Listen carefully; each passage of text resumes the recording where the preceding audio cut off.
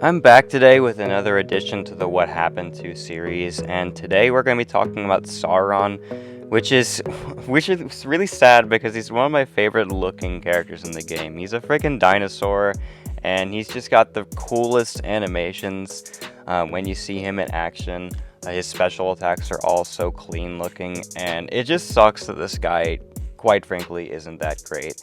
And it's just, I don't think his kit makes a lot of sense, and that's kind of what we're going to be talking about early on. Going over some of his abilities, he's got some cool stuff like his power steel immune, he's immune to poison, regenerate modification, and takes basically no damage from bleed. And then if we go down from there, it's like, he gets prowess. He was in the prowess gaining mutant era, where that's all mutants ever did. And so he would get prowess when his light attack would fail to do an additional burst of damage, which was always weird, because it's like, you can get a burst of damage, or you can get a prowess, and it's like, I don't know, it feels weird that you want something to fail that's also good to get more damage. And so he would do that, and then he'd get an unblockable passive and get a degen passive on the opponent, and it's like all these things had just really weird windows. Like, if you trigger the dash attack unblockable when you don't want to, it's going to go on cooldown, and then if you trigger the extension mode degen too early, then you lose your prowess once it expires, and it's just like everything has to line up right, and it's unnecessarily difficult, in my opinion. And so, like, his special attacks are cool. I can get some regen off of the special one, some extra damage on the light attacks from special 2, but also it's like, do you want to get the light attack things to fail to get more prowess, but you also want them to do even more damage with the special 2 passive, and it's just like, none of this really fits. It just doesn't make sense. And I feel like he has one of the most confusing kits in the game, because it feels like sometimes it's working against itself. So, he's weird. We're going to start against Winter Soldier here. I only have 2 fights because I don't really use my Sauron for much, but it's kind of a what happened to video. We're not really talking about where you should be using this character. We're talking about why this character isn't shining. And so with Sauron, it's just like, you want to use this guy in scenarios where his ability accuracy is failing, but that's very niche, and like, you want his own abilities to fail even outside of that ability accuracy reduction aspect, and it's just like, it doesn't make any sense, because sometimes you want that light attack to do extra damage, and sometimes you want the prowess, but you can't really control when it happens and stuff. So, I don't know, like, his damage is fine. It's fine against mutants. It's against non-mutants, it feels very bad, quite bluntly. So, like, I'm trying to do the light attacks to get some extra prowess or do extra damage. And it's just like, it doesn't make sense. Like I said, I feel like he has one of the most nonsensical kits in the game, which is just weird coming from a 2022 champion. Because he is a lot more modern than a lot of the characters in the game, of course. But like 50 seconds, it's not great. Let's not beat around the bush. It's fine. It's not that bad for Winter Soldier, but we're also class advantage, and that would be like a minute and 20 against Captain Marvel without that class advantage, or maybe even longer. Like, genuinely, he feels very bad if you don't have that class advantage section. But we are going to show him against a fight that he's actually very good for. I think he's very good for the Cytalos boss, because of a couple things. One, the sabotage that she places on you is reducing your ability accuracy. Sauron doesn't necessarily mind that. It can fail his parry, of course, but like, if it fails his light attacks and stuff, doing the extra burst of damage, it's like, he doesn't really care that much.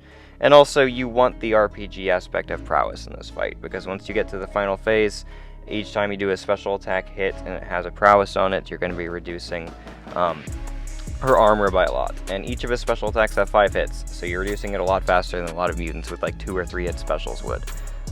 So, anyway, I used him for my Crucible run.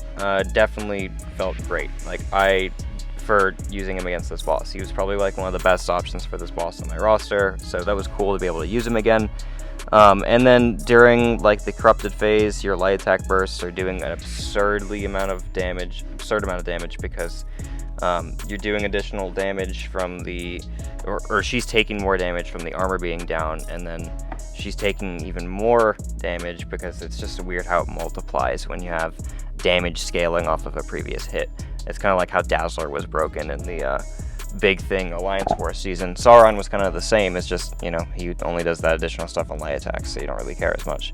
But like, If she's taking 700% more damage from a light attack, then she'll take 700% more damage of what that light attack did. Anyway, it's very weird math, but it just makes a very, very large amount of damage when you have these characters who take additional damage rather than Sauron does additional damage. So, all that weird tangent aside, we're in the 4th phase already, and it's just like, I'm going to go ahead and drop my special 2 once the root's ready, and then each hit is going to remove 10% of her armor, so we're getting it down very fast, and just like that, with only 2 special attacks, her armor's already gone. And so I just kind of need to punch her to death. Getting hit by her special 2 does not help me punch her to death, but I get an intercept there, and she's going to die very shortly from here. So I go ahead and drop the special 2, and then get it off and kill her with it at the end. So yeah, Sauron, I don't know, man. That's a really cool boss that he does, but like outside of that, he's not really doing much of anything. So his strengths are he's double immune, because like even though he's 95% resistance to bleed, that's almost better than being immune in most scenarios. And then he benefits from ability accuracy reduction, which is weird because like you still don't get extra ability accuracy on your parry, and I don't know. It's like you want the light attack stuff to fail sometimes, but then you're increasing the damage of that light attacks that you want to fail. It just doesn't make sense. And can they help your account? This is the first time I've ever said no. Like, I don't think Sauron is going to help anyone's account at any progression level of the game. I just think he's kind of a bad champ who released in the initial 7-star base pool who really needed a buff. And it's not really because any other mutants just came out that were like doing things better than he was. No, he's doing something really unique with the weird ability accuracy reduction of interaction that he has, but it just doesn't matter, and it doesn't feel clean. Like, his kit just doesn't feel clean, and it's a really big tragedy because I think this guy looks really cool and he plays very cool. But anyway, I hope you guys enjoyed watching this video. Do comment down below your thoughts on it and some other characters that you know I've played before that you might want me to cover in a video, and I'll see you in the next one.